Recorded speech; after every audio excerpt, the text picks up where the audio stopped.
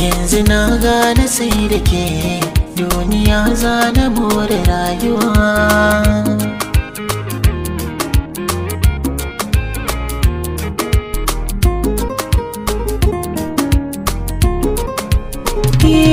Na ji so haɗuwar jini sarai, na amince akan hakan kwarai, ni da ke rayuwa idan da rai.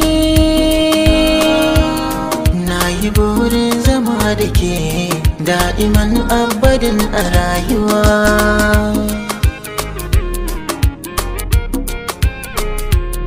Yau garan ke zamo kamar jini, ko in ce idanun gani, dukka mata basa da kwarjini.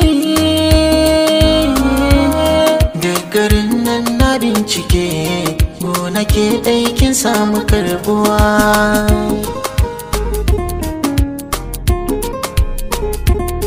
Wanda bai san kini da shi babu sauran shiri a rayuwa. Randa duk na yi gamo da shi Allahu ya san mai za ya faruwa. Ko da sun kai yawan tururuwa duk su taro su zo da yan uwa, a fagen san ki ba na kaduwa.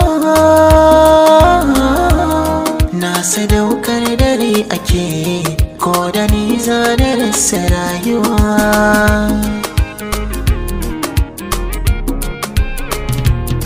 Na kira ki da sarauniyata wacce ke mulkin zuciyata, a yanzu babu wanda ya kai ni gata, tunda ke ce masoyiyata.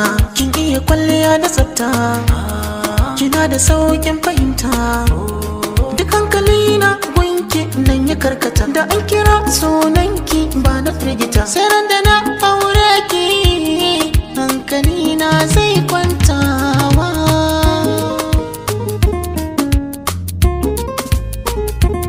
Zuciyata tana ta damuwa kan tunanin rana ta rabuwa, babu makawa ko mai shakuwa. Ba ni fata da ni da ke wanga rana ta zo rayuwa.